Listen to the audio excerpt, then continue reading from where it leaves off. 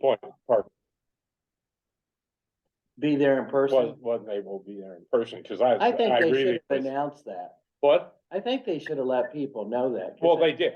I mean, early. but I had already, I had already signed up to come, and I was gonna go to, I figured if I was coming, I was gonna go to. Recording in progress. Yeah. Then again, I'm young. Younger than Methuselah or something. Can we not see anybody? I thought I turned that on. You did, I don't know. I wasn't the oldest person. And you're not the oldest person. Well, that's true, but. Maybe I didn't do it right. Not a lot older, but a little older. In there. Oh, well, you are a little more than that. Yeah. Well, I knew you were. Oh. When I first came back. That helps them, your elders, come on here. The other I one knew is you were. Oh, when weird. I came back to West. I owe you an And I know apology, Steve's Lynn. 3 or 4 You years do? older. than Well, I I was thinking that, you know how you said the road was gonna go with, There you go. and it still is. I don't know. It told me it was gonna be like a Ronald Reagan Parkway. Uh-huh. So So it is or it isn't? Civic Council got really wild Monday night, really wild. am. So is the road going through? or Well, they, What do they? so the road will go through with the roundabouts and all that kind of stuff. Mm. But there's people who don't want a road at all. And then, but it, apparently it's not gonna be like Ronald Reagan, which is what I didn't. It's not gonna be a divided highway. It's gonna be 2 lanes. Yeah, but not. Not 4 lanes. Not 4 The lanes. original plan was 4 lanes with a median and sidewalks. on Like each Ronald side. Reagan, yeah. That's what I And thought. That's not. the Apparently city's- that's not what they're, City's not gonna pay for that, since there aren't any warehouses out there. But there won't be any warehouses until the road is there, so. Okay. if I'm gonna say the warehouses will show up. Which comes first, the chicken or the egg? now they're saying they don't, the committee is saying that they don't want warehouses. They want retail and Like that's gonna happen, I But- don't, Who knows? yeah. I don't know. I'm glad I didn't don't- accept In to be terms on of the chicken and committee. egg, I think in this case, you have to have the road before you. But, Hi, Sylvia. that's just my opinion. I don't see why people would build warehouses if there wasn't already. Good morning. Good morning. Oh, there's Maria. Good morning. We're here. Good to see Where you. is he? Quaker Haven. Okay. I was wondering why Dan's by himself. Yeah, I'm having a tough time Katie, by are you myself. coming up this afternoon? That's the right phrase, Dan. Thank you. Your internet connection is unstable. That's not good. Well, your video froze, but we can still hear you. There you go.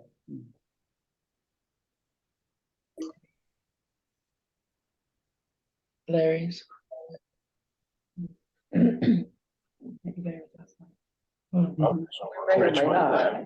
So, weekend. Oh, John was, John was at so you were in Richmond too, huh, John? Yes,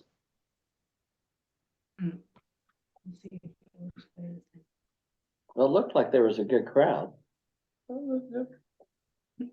60. about 60 Morning, some. Dan. Morning.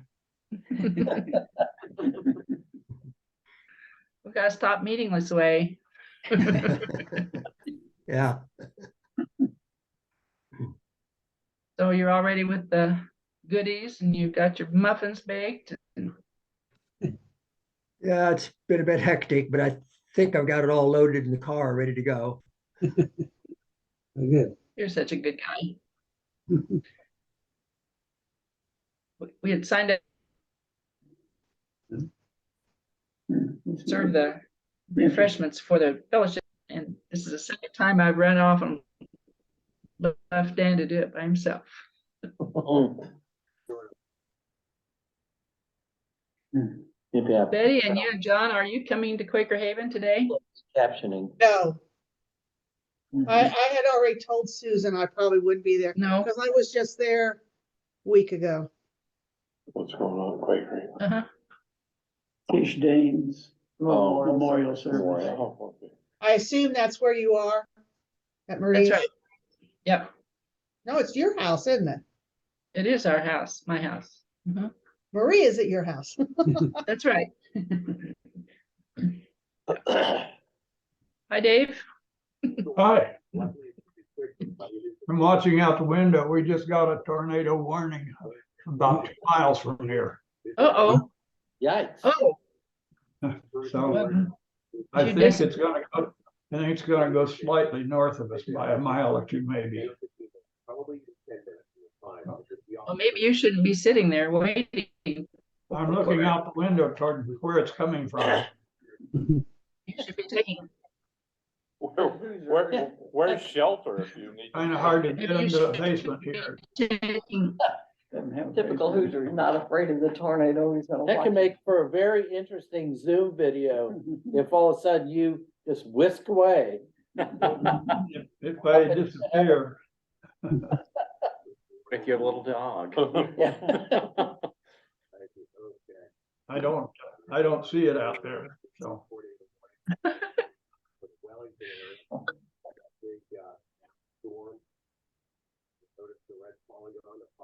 We get to see Betty this morning. Yes, you do right now. Just a few minutes, I'll probably disappear. I know, but at least you're there.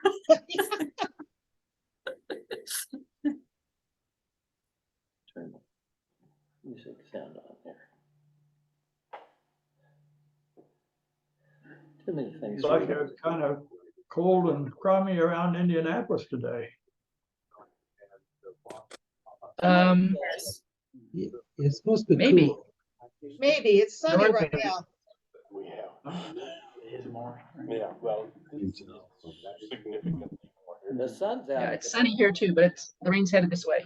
Do you have rain in Iowa? It's dry here. Hmm. Are you still planting out there? Yeah, we're kind of in the transition between corn and beans.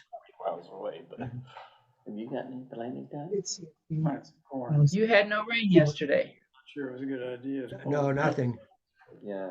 The weather map looked like you did. Supposed to be cold all week.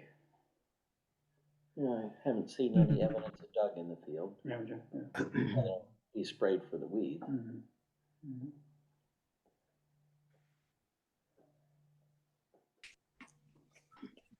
And how's your lovely wife? Well, last I saw her, she was wrapped up in her bathrobe and sipping her coffee. I got home and I think she'd had company the whole time I was gone. Because every time I called, she'd go, "I can't talk, somebody's here." And I got home at 3, and by 3:15, she was sound asleep on the sofa. I woke her up and fed her supper, and she fell right back to sleep. Had a busy time while you were gone, huh? But she got up and made coffee, and she goes, "I'm just going back to bed." So, all right. Let her speak for herself, Brent. That's what she said. I listened.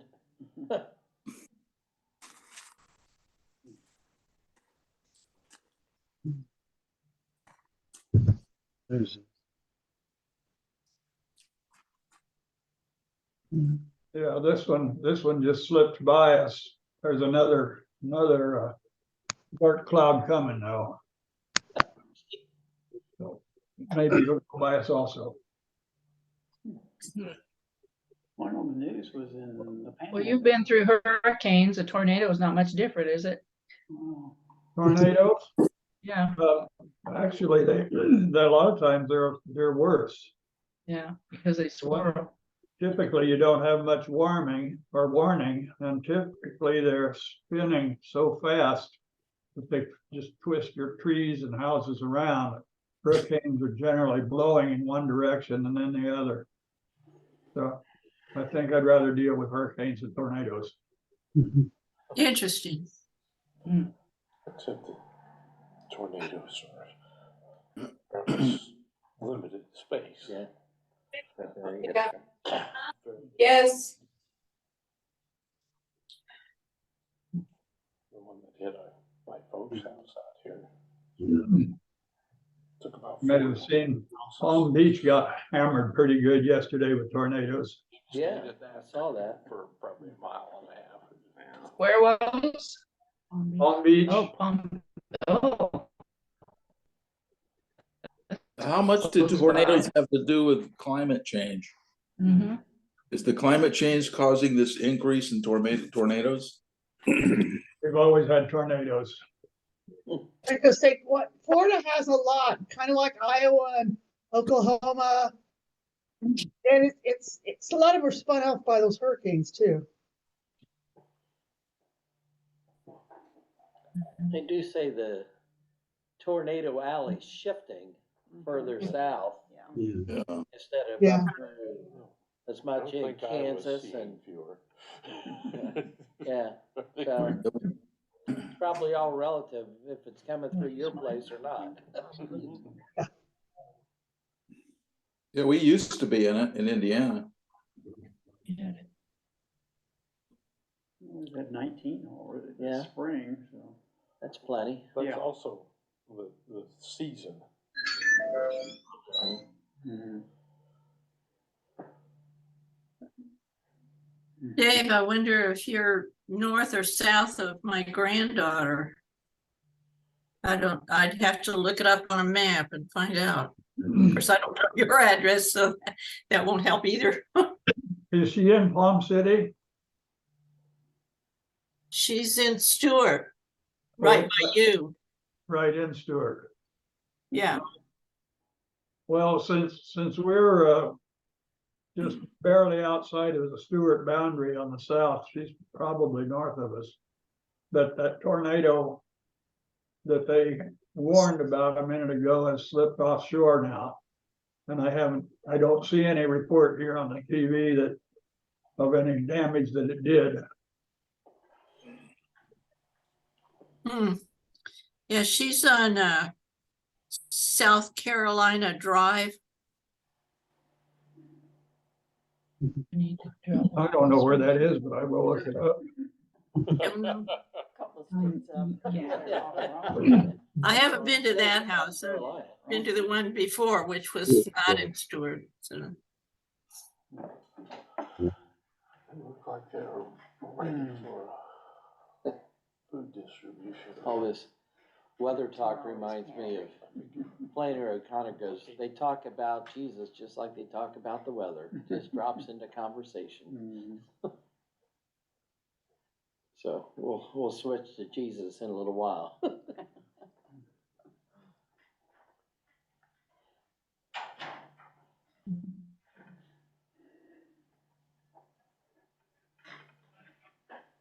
What's the story? I saw a picture of, I was reading an article and this picture of Jesus came up that I'd never seen. And it's of him, and I guess his disciples are following him up from water, and there's this naked man that's chained up.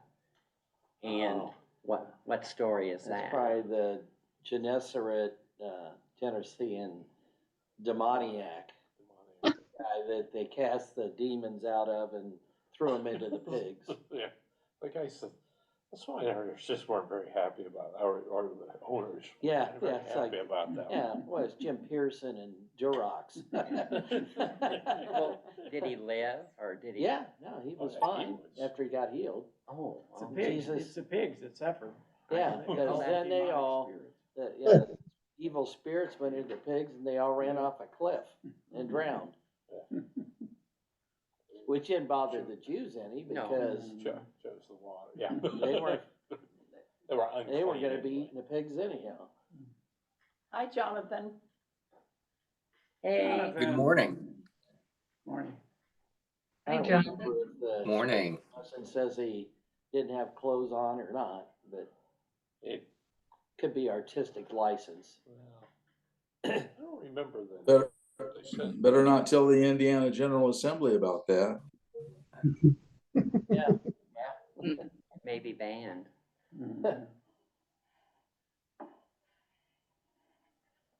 Maybe, who knows? What?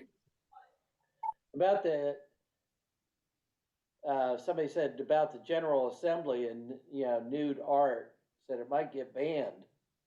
You know, how some people are banning classical art because there's David, nudity. we can't in it. have that statue of David. Yeah, so, We have David's statue. One's about. Say, I saw not only did the teacher get fired that took the kids there, but the principal got Principal fired. got fired too. gee. Unbelievable. I just, Now, was that for the kid that, No, there was a teacher that took her students to see the statue of Michelangelo's David, nude, of course. Uh-huh. And the teacher got fired because Mhm. students protested. And also the principal of the Principal school got got fired as well. That's just unbelievable. Yeah. for going to see. Well, I will guess from the fact that Lynn is seated at the piano that she may have a prelude for us, so we wanna.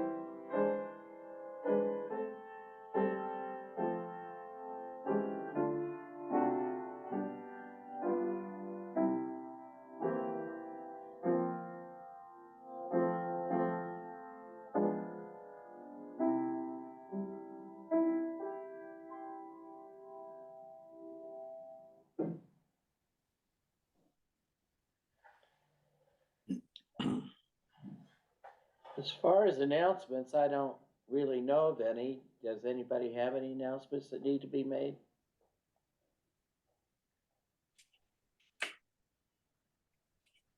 We did hear from Fringe United Meeting, right? Yes, Brent, you got the, mhm. yes. A nice letter from Kelly describing all the work that they've been doing because of our gift and a few other gifts. I will include that in the next newsletter. Unfortunately, this one came right after I put out this month's newsletter, but everybody will have a chance to see it next month. Mhm.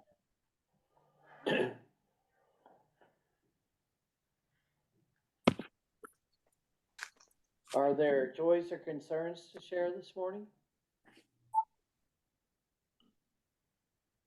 I have a joy. My great grandson Braxton got engaged last Sunday. Great. Cool.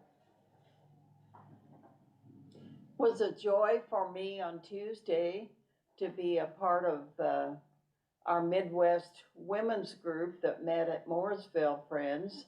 And we had a wonderful day with food and fellowship and a really good meeting and sharing with the messages that were given. And it was a good day.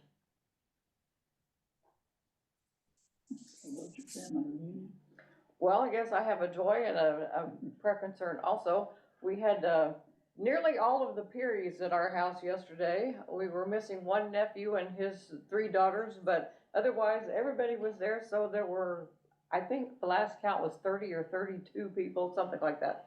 They had a great time. I thought it was the first time we'd been together after Mom passed away 3 years ago. Somebody pointed out that my memory's faulty and maybe we'd been together one other time. But anyway, It was long past due, so we had a really good time.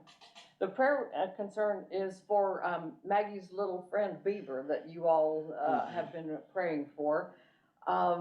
She is not doing well, and her family has decided not to continue treatment, so she has entered hospice. So they still need our prayers, just in a kind of different way than maybe what we had been praying for before.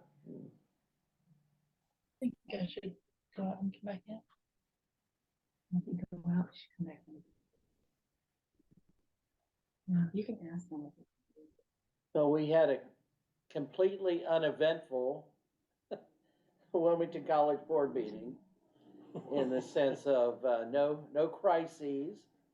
There's still a lot of tender feelings on campus about the dismissal of the former president. And as it was acknowledged, a lot of it has to do with race, since he was a person of color. But our new president and her staff have been having listening sessions every week and inviting students, faculty, administration to come and express their concerns. And one was with the Black Student Union, and that went very well. Our board clerk and assistant clerk have been attending those as well.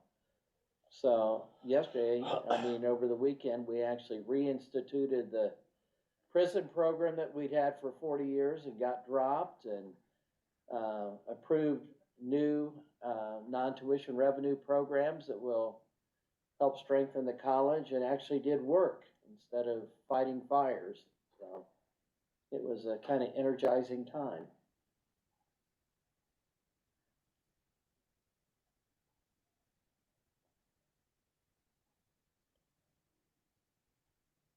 Well, let's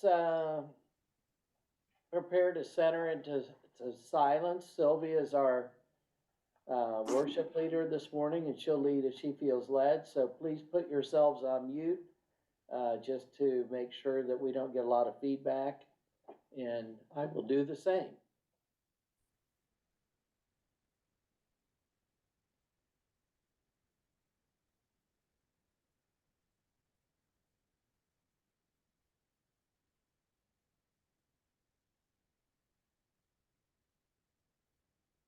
Can you hear me all right? Perfectly. Okay. I keep getting the message that the internet is unstable. So if I need to change systems, time.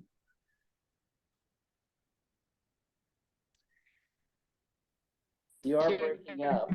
God, may the meditations of my heart and the words of my mouth be accepted and always. You are breaking up, Sylvia.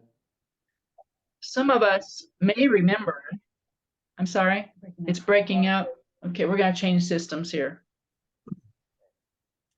I'm gonna come back in. So Okay. keep praying.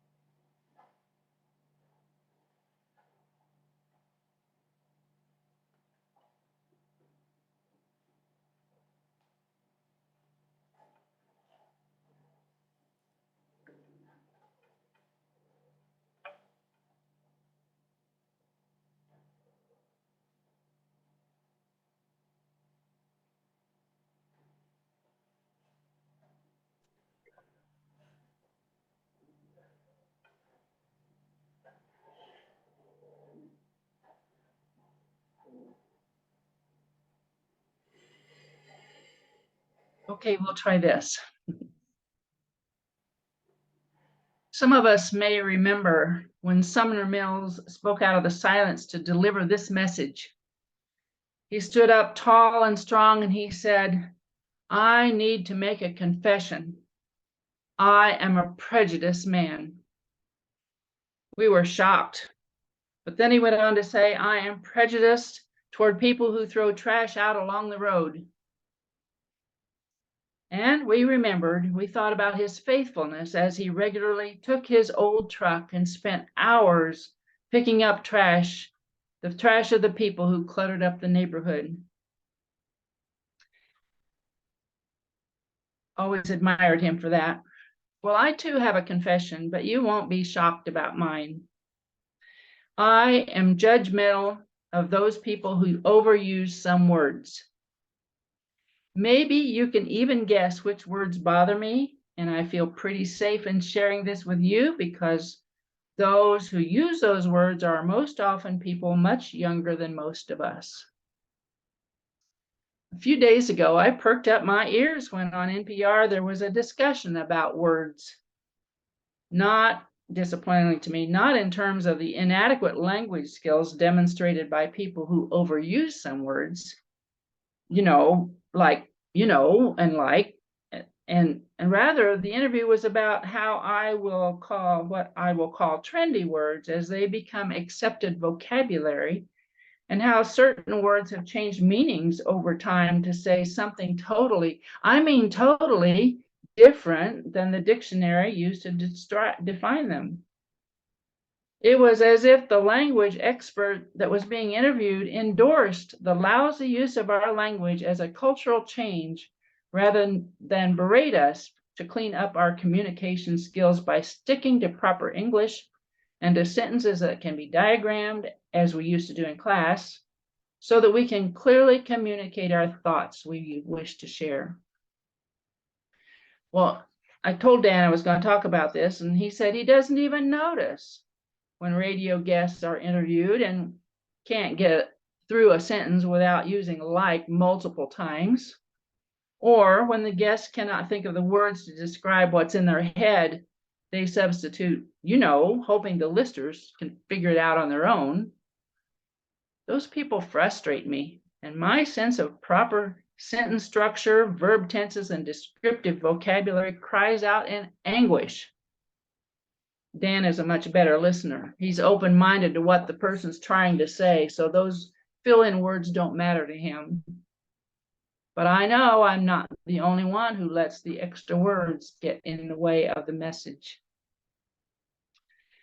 When I was an elementary school principal, the other 4 principals and I did interviews with teacher candidates as a group, which probably was very intimidating to candidates.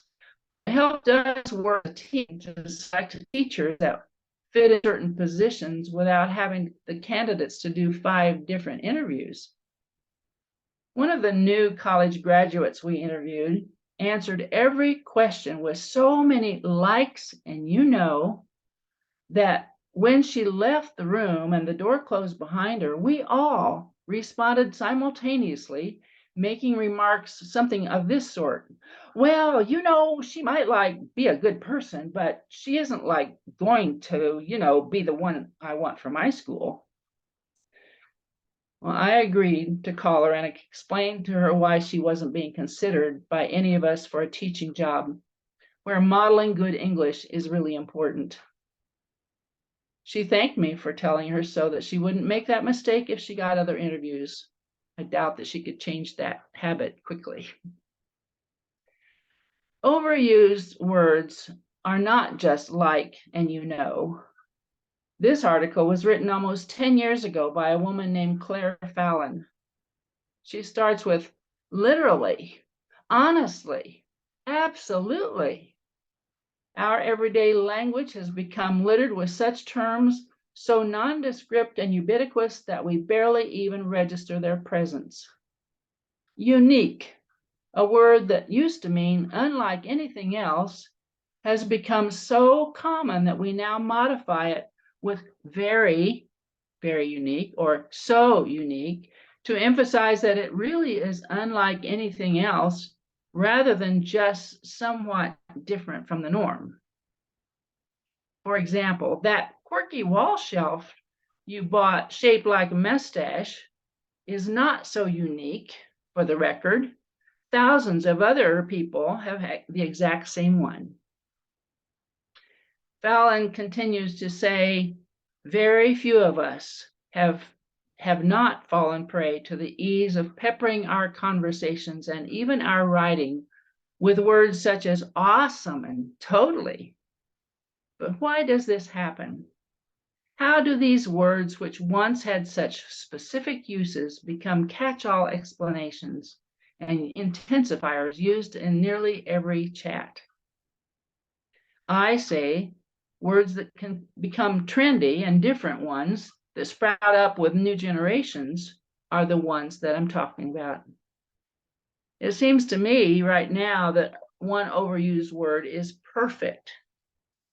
Perhaps you've noticed when you are in a restaurant and after the waiter takes your order, he or she says, "Ah, perfect." A few days ago, I showed up for a medical appointment, completed a questionnaire, and then handed it back to the receptionist, and she said, "Perfect." I'd like to think I scored 100% on the questionnaire, but I didn't think my responses were judged to be right or wrong. So now, 10 years later, maybe perfect has taken the place of awesome. Okay, so now you've heard my complaint about how some people talk when they don't choose words carefully. And thank you for listening. You might be asking why I would get on a soapbox today rather than share a God-inspired message. What I really hope will come through is that words are important in relationships. And Jesus was all about relationships. He was about loving God, who probably doesn't care about the words we choose when we talk to him because he knows our hearts and our souls. But Jesus was also about loving others. How do we show our love for others? We show it by encouraging them, by nurturing their emotional and spiritual growth, by soothing their wounds, by helping them lift their heavy burdens. We affirm their strengths and their wise decisions. And we need our words for all of those ways to encourage people. We need words that are grounded in love and truth, not words that are trendy or stand in the way of expressing our truth. We can take the example given to us by Dr. Seuss in Horton Hears a Who. Now, Horton is an elephant who is tricked into sitting on a bird's nest to hatch the eggs, and then he's faithful to his promise no matter how silly he seems to his onlookers or to the readers. He repeatedly says, in regard to his promise, "I meant what I said, and I said what I meant." An elephant is faithful 100%.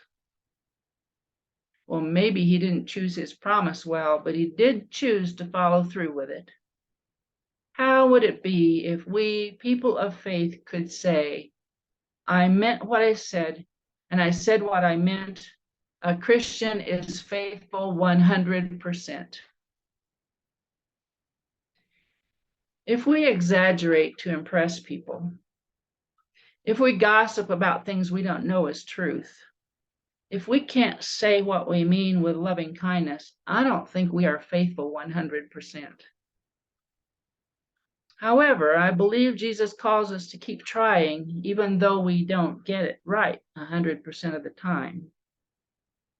I wrote that yesterday, and then I turned to these words of Matthew 12. And these are kind of rough on us with our words. Jesus says, "Make a tree good and its fruit will be good. Or make a tree bad and its fruit will be bad, for a tree is recognized by its fruit. You brood of vipers, how can you who are evil say anything good? For out of the overflow of the heart, the mouth speaks. The good man brings good things out of the good stored up in him. and the evil man brings evil things out of the evil stored up in him. But I tell you that men will have to give account on the day of judgment for every careless word they have spoken. For by your words you will be acquitted, and by your words you will be condemned. Phew, thank God for his grace and forgiveness, or none of us would be acquitted. Those words don't seem to come from the kind and gentle Jesus we think of, do they? In a few places where Jesus scolds people, if I had a chance to speak my words, I might have advised Jesus that name calling is a no-no, according to the trainers at the Indianapolis Peace Learning Center. Name calling is not a good way to make friends and influence people, Jesus. How's that? Here are some bits of advice from Proverbs. Proverbs 10, verse 11, the mouth of the righteous is a fountain of life, but violence overwhelms the mouth of the wicked. Verse 14, wise men store up knowledge, but the mouth of a fool invites ruin. Verse 19, when words are many, sin is not absent, but he who holds his tongue is wise. And verse 21, the lips of the righteous nourish many, but fools die for lack of judgment. Shel Avery, in her Pendle Hill pamphlet on truth-telling, says that the Quaker practice of choosing words grounded in love guides us toward a high standard for truth that helps us grow toward wholeness. Truth has been a central concept to Quakers, and we are known as people who emphasize truth-telling. So I am wondering if we use trendy words or fillers such as like and you know when we can't think of more accurate descriptions. Is that abuse of our call to truthfulness? Or am I making too big a deal over something so harmless?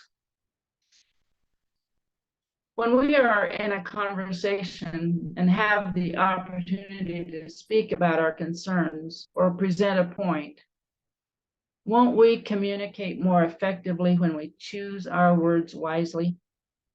That's why I write these messages I present to you, because I don't trust myself to choose words well if I just talk casually to you, like Brent does. Brent speaks very effectively without reading his thoughts, but so far I've not developed that wonderful skill. I agree that it's important to effectively and accurately convey our thoughts or message, whether we are in conversations or in presentations. When we use too many filler words, the message we share can be lost on our audience. Excessive use of filler words can make it challenging for the listener to follow our message too, as they have to filter through the crutch words to find the important parts. This extra brain effort may cause the listener to tune out and miss the essential points we're trying to convey. One article I read said that studies suggest that we use these words as hesitations because we have been conditioned to fill the void in when we don't have something to say. As friends, we may have some wisdom and experience with the value of silence and just don't need to fill the void with meaningless words. As individuals, we may not be able to stop the war in Ukraine or Sudan. We may not have much influence in national politics. We may not have may not be able to make a significant contribution to the prevention of climate change, but we can use our words to show God's love to the people we meet, so they are more at peace, have hope, and find meaning in their lives. Colossians 3:15 says, let the peace of Christ rule in your hearts. Since you are members of one body, you were called to peace. And be thankful.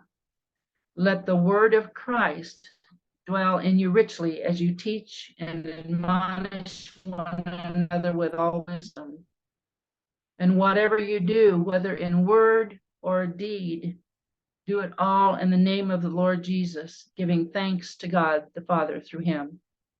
And I will close with these words again from Dr. Seuss.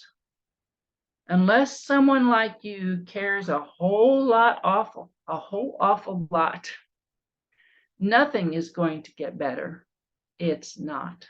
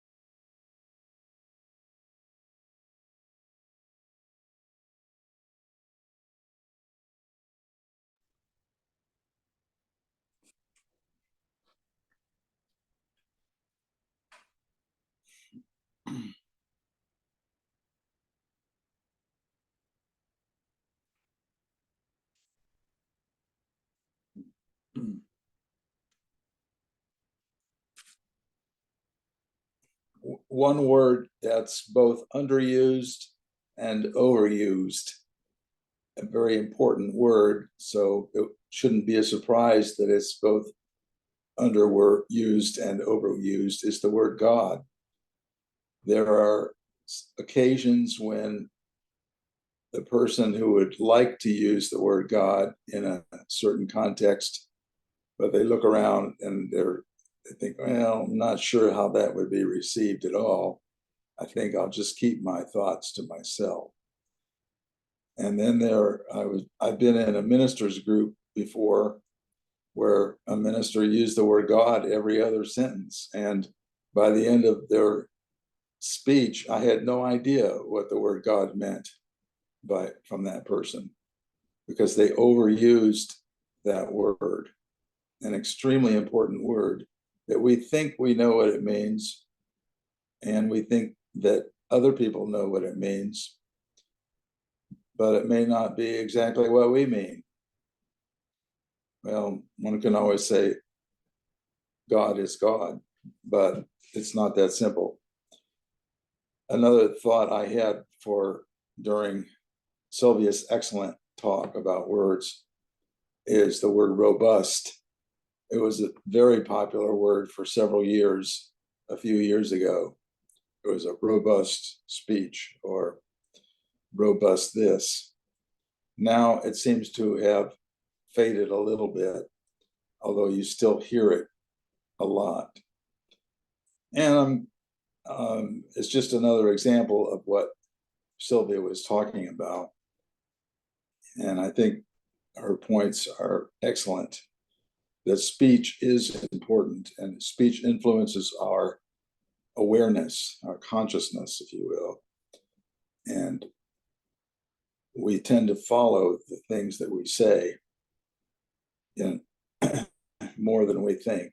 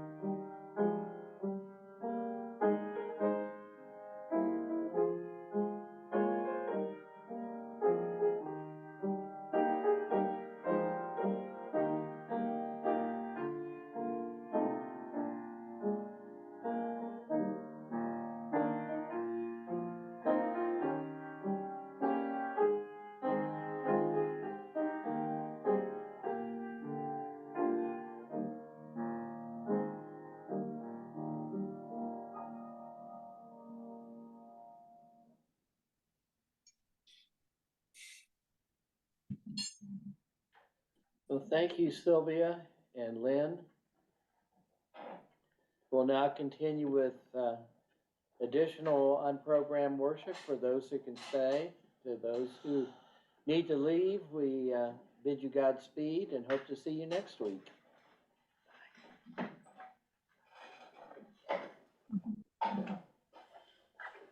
Thank you, Sylvia. I think I now know where I got my prejudice. It's from my younger daughter, or sister rather.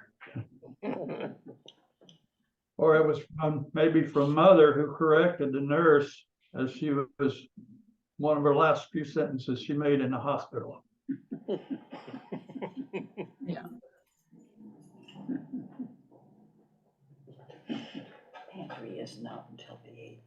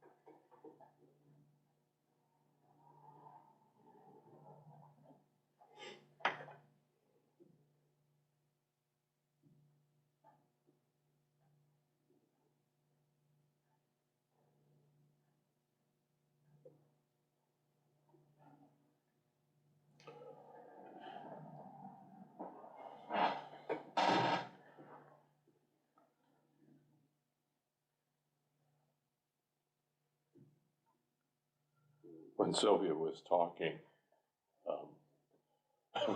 one of the places my mind went with immediately was there are a couple of words anyway that are used regularly in the gospel, and straightway. Mark's is sort of hurrying through the whole and straightway, or truly, or verily, or I mean whatever the interpretation, and maybe Brent knows what the actual words are, but I've been at this Quaker leadership conference Um, and it always strikes me when I'm among the broader breadth of friends how words matter, how words are inadequate,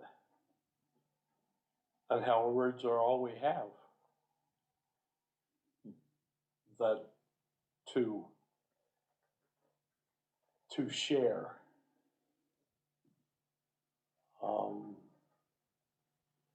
as we seek to share our faith, sometimes the words have different meanings to different people. And how inadequate our words often are, and yet how that's what we have. And do I have the grace to listen beyond my understanding of the words sometimes?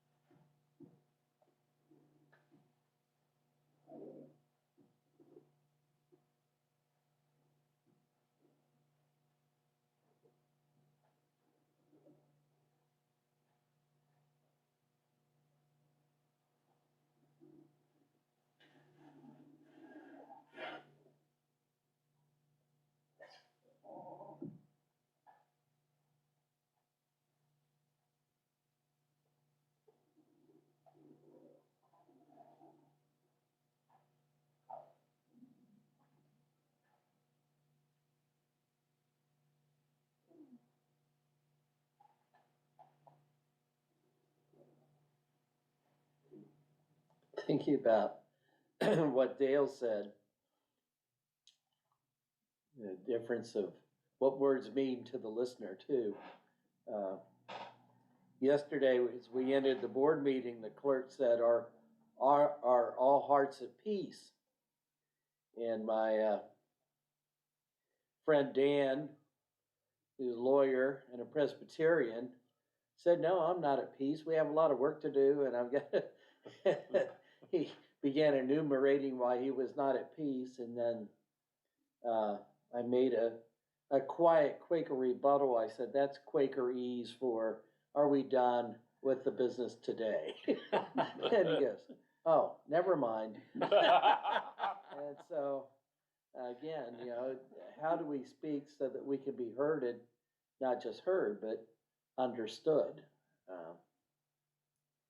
Which isn't always in our power because we don't always know how the message will be received.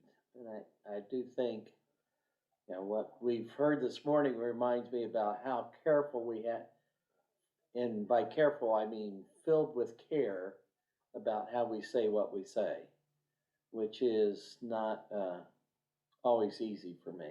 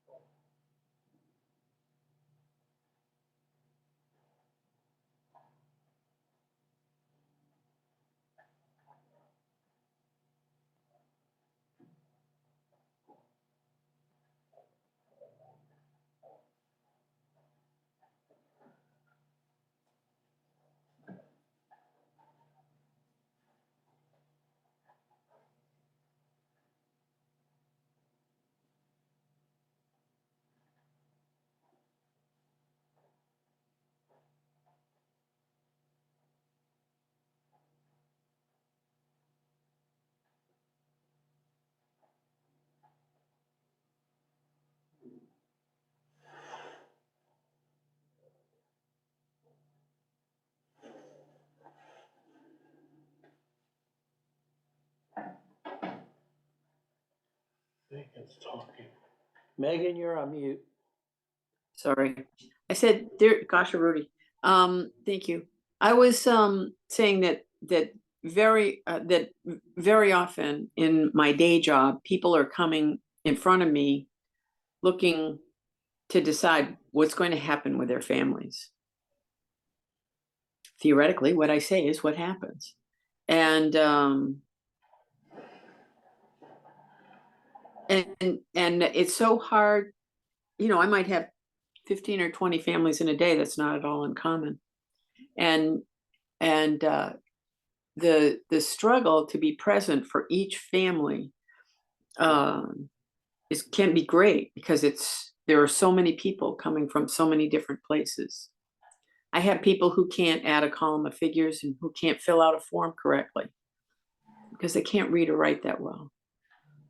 And then I have people who are very, very sophisticated and who are looking for the angle on the angle so that I can, you know, the light can be shed in the most favorable way. You know, and so often I'm trying to figure out, how do I get to the place beyond your words? You know, because by your deeds will I know you. I have cases where, you know, the father's paying a good deal more than the law would require, and he says, my children need it, and I know she works hard too. And I have people who have a great deal of money who I don't pay what they're supposed to. No, and those are the simple things. The harder things are, how do you love one another? And how can I quantify or qualify that? How can I possibly know? But so much of what people convey is beyond the choice of a particular word and is apparent, you know, from expressions and from attitudes, from the willingness to be quiet and listen, as well as the willingness to express regret for their own errors. So many ways we have that are beyond words. You know, the love we bear one another cannot be corralled by word alone. It is so vast if we can open our hearts for it. I tell you, doing that for 20 families a day is super hard. Like, let's just face it, I don't get there.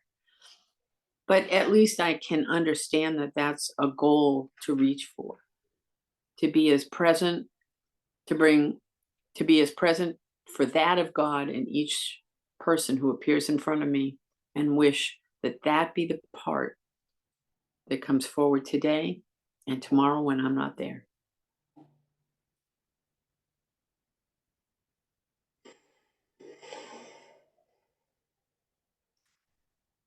And for me too.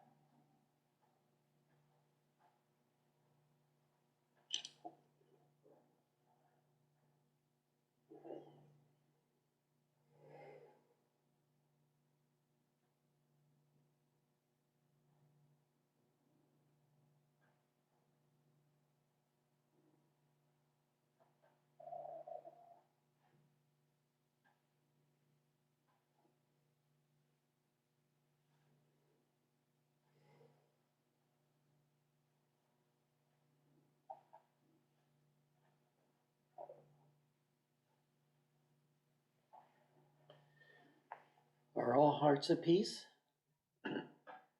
Oh, there's a lot to be done yet. Too muddy. They used the phrase this weekend, instead of "are all the hearts clear," have we been faithful? Hmm. And I thought that was an interesting, for me, it was We're a gonna be here different. while. Different way to. Yeah, I was gonna say, I'm afraid that would mean we'd never dismiss. Never leave. No, not really. Okay. You have to wait longer. Thank you, Megan. Yes, Yeah, thank you. thanks for, good vocal ministry from folks Yes, today. a lot of good ministry today. So thank you all, and hope everyone has a good week, and hope to see you next week. Bye. Bye.